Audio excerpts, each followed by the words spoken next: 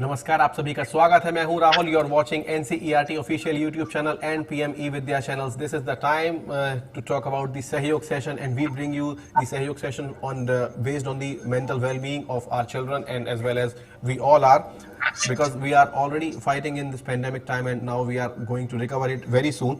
And today's very important topic we are going to discuss, and that is joyful online learning, because online learning was a challenge in somewhere around March and April, but after that we picked up some speed, and everybody is going to upgrade himself or herself, and then we came with some solutions, and we have fighting against it. So this is the reason why we are here, and we are connected to our experts and teacher. Professor Kalpana Venugopal is our guest from NCERT. Professor Venugopal, good evening. A very warm welcome in the session.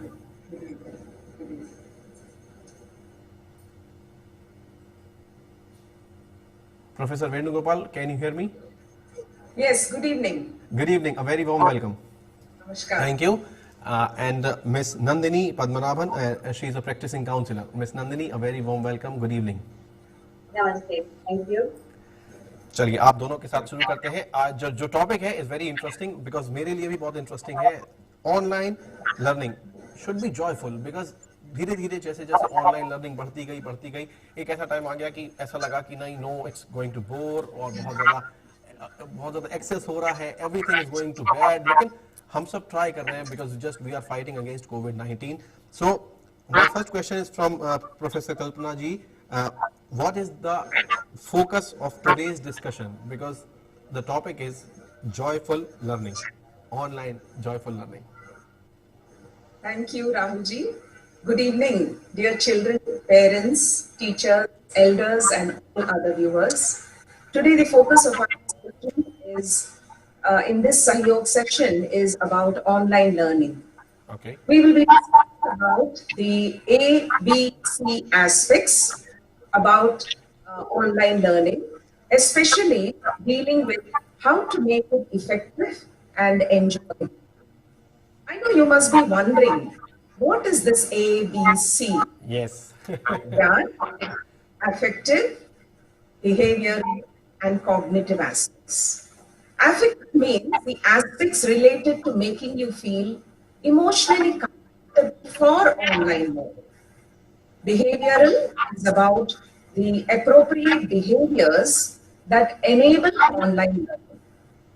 And cognitive aspect is about cognition or learning that is specific to online learning, and the different tools that can enable online learning. So in today's session, we will be beginning towards knowing more about each of these aspects, that is affective, behavioral, and cognitive. Right, because I'm very curious in the just in the beginning, because I'm going to learn something about A, B, and C. But what is A? Because affective aspect of online learning, as you just mentioned. So could you please brief it about? Yes, affective, as I've said, means it is related to making you feel emotionally comfortable for online learning. You have to feel that you are going into a new mode of learning. It is not in the school, it is not in the classroom. You're going to be at home, and you're going to sit in front of a screen and watch your friends and others on the screen, not literally next to you. So there is an emotional aspect related to that. So we look at some tips here that enable this kind of emotional comfort in us when we are learning. First of all, what do we need to keep in mind? There should be a least distracting space. That means the room where you are sitting, or the place where you are having your monitor, should be a place free from toys, TV, storybooks, your video games, etc. You should be away from it. You should be able to concentrate emotionally on what you are learning. There should also be lighting and proper seating. I'll go a little deeper here. When we are looking at, we are also looking at a noise-free environment. That means when you are learning from, there are other members, maybe there are other siblings also at the same time joining in for an online class. So there could be a little bit of noise, or there are younger sisters and brothers. So they also may be engaged in a little bit of noise. So it's nice to see that The place where you're has least noise, least disturbance because of sound, especially from the television or even your telephone. Your cell phone should be in silent mode so that you can concentrate on your classes. Another important aspect, because especially for parents, is about it should be a place easily monitored.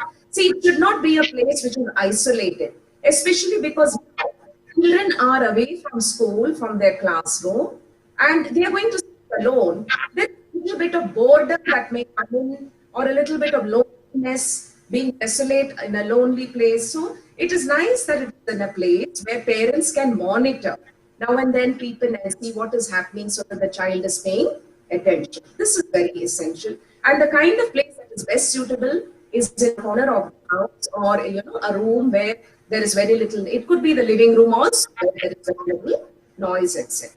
Most important is the formal seating. That means you should sit in the way you have to learn, with a proper table, chair, your monitor in the right position. Agreed. Sit with your back straight, not sloppy, not on a couch or sofa or on the bed. It should be a formal seating, because after all, you're attending formal learning. This will also emotionally make you capable of paying attention and provide the concentration for the learning. The next and last, most important, is connectivity. Make sure that you have the right kind of connectivity, because you know that when you have problems with the internet, you do get this anxiety adds to not being able to learn. So these are some of the things that you should be able to manage when we say emotionally learning. That means having an environment with affective aspects. Thank you. Right. Thank you very much for explaining in a better way what is the affective aspect. And let us move ahead in this in this session, and we're going to talk about B, as she mentioned A, B, and C. So what is B aspect of this discussion? Let us discuss this, Miss Nandini, please. Yes, thank you. The B aspect is basically the behavior. So since when you have a regular school kind of learning process, there is an environment, there's an ambience that is already provided. So this environment facilitates learning. There's the presence of teacher in the class. The teacher monitors the children. She gives them feedback. She helps them whenever they need any queries. So it is easy to have a conversation, and it is very kind of effective learning can take place here. But when it comes to learning from home, that is online learning, things have to be done a little differently. So this is where the entire learning process depends upon the child's personal efforts also. Though there is a teacher present, her physical presence is not there. So this is where children have to put in their own personal efforts. And how? What kind of behavior they need to learn effectively, what kind of personal efforts they need to put in, that is, they have to adapt an appropriate behavior. So what is an appropriate behavior? That behavior that facilitates learning is appropriate behavior. So this is reflected in their actions, which we may say is in the kind of attitude they develop towards learning online, or their approach towards learning online. The more positive they are, the more serious and determined they are, the more disciplined they are, then the learning process becomes more effective. So this is where I would like to speak about 2D and 3Ts of behavioral concepts. And they are discipline, determination. Children must maintain discipline when they are learning online. They must be determined in their efforts to learn. Also, they should practice the 3Ps in the sense patience. They should learn to cultivate patience, maintain persistence, that is, put in persistent efforts to learn effectively, and also develop a positive approach towards the entire online learning sessions. By doing so, they will also be able to manage their time effectively, and they will also be able to actively participate in their online classes. So when children inculcate such behavioral components, when they monitor the behavior, then when they become aware of their behavior, and then when they become motivated to study online, then learning becomes fun and learning becomes effective. And so online learning will also be very joyful. Thank you. Right. बिल्कुल सही कहा आपने, and I really agreed with you that there should be a discipline and time management, because all these things are very important in these days. And let us move ahead, because AB has already been described by these two experts, but C is also in the queue. So Ms. Nandini, would you please explain what is C in this entire discussion of joyful online learning? Because I think this is directly connected to the students mainly, and of course for the teachers as well, those who are conducting online classes day by day. They are doing their best and they are trying out of the box, because they are not very much familiar earlier than this. So this is really important for them. Yes, moving over to the C component, that is a cognitive component. Yes. So here we will be discussing about cognition. So let's understand what is cognition. Cognition, in simple terms, we can say it's our mental process, our entire mental process, our complete mental skills or abilities, our ability to understand, perceive information, analyze information, and reason out information, form associations, all the functions that the brain takes in. This is what we refer to as cognition. So now when we speak about online learning and students, it is interesting to know that cognition and cognitive ability can be perceived as a skill. So this is a skill that can be developed also.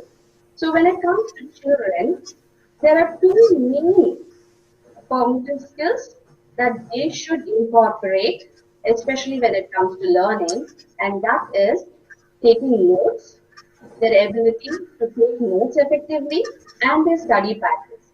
So these are the two main important cognitive abilities that we would like to discuss now. So what is note taking?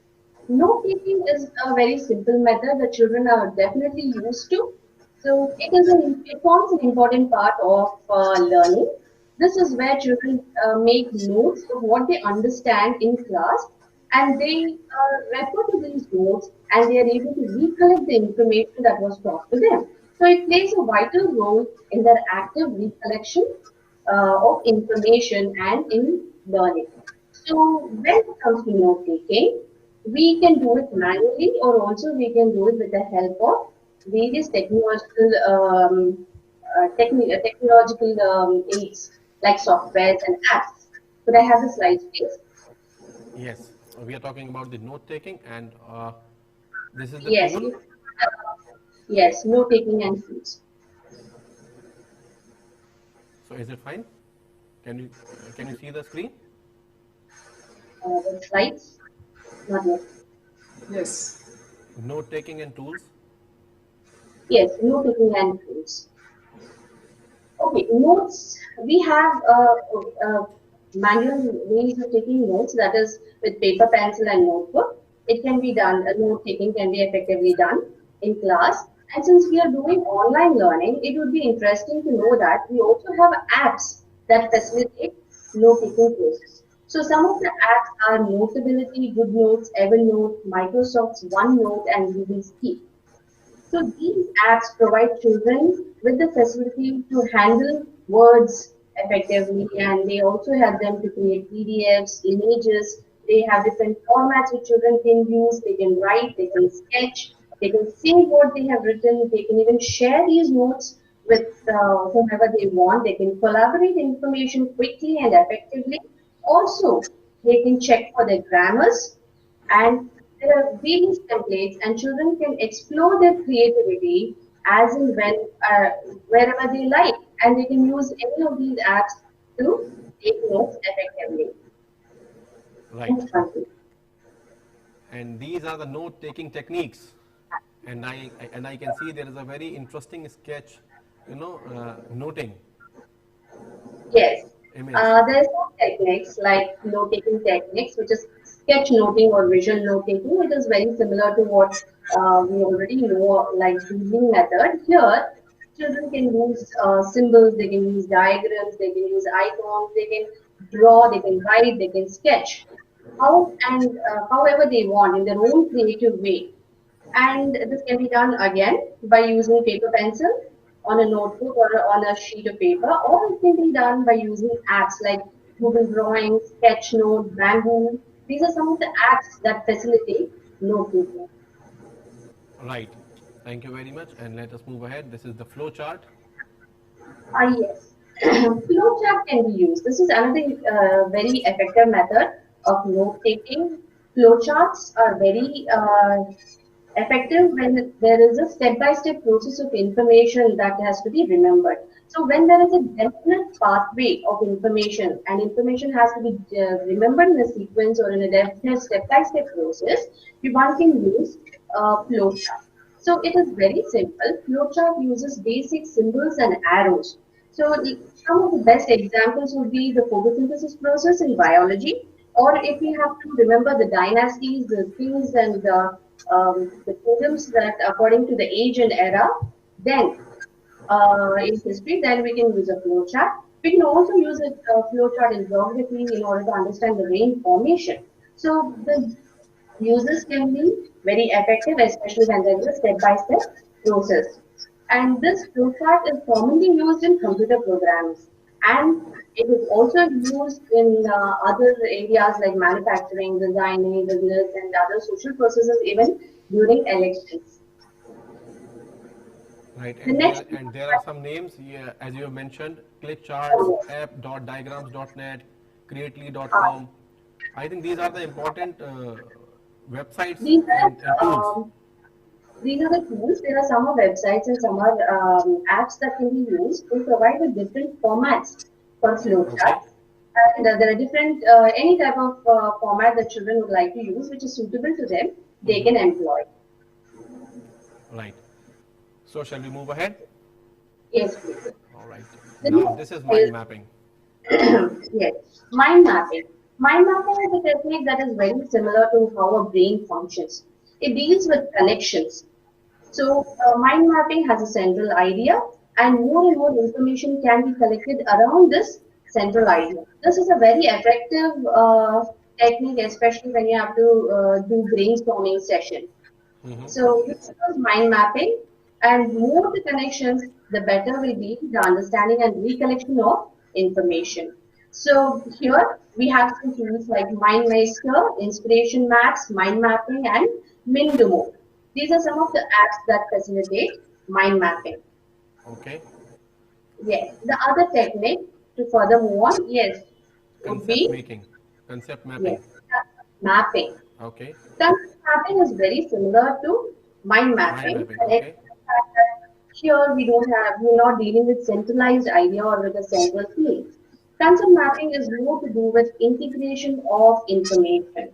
So different concepts and different ideas can be related and understood through concept mapping. For example, when we take a solar system, if you have to understand a solar system or remember solar system, we can have two hierarchical groups. One, we can make relations based on the size of the planet, or we can also make relationships relate concepts or planets on the basis of the distance from the sun. So these are the ways through which we combine information. Pieces of information are generally put together and organized into hierarchical groups to remember them better. There are also tools that are available like CMAP, Compendium, LD, and Brain Sharper that help us uh, involve in concept mapping and make it very effective. Right. Concept mapping is very important just because to clear and to know the concept very well so that we can move ahead. And now we are talking about study styles and patterns.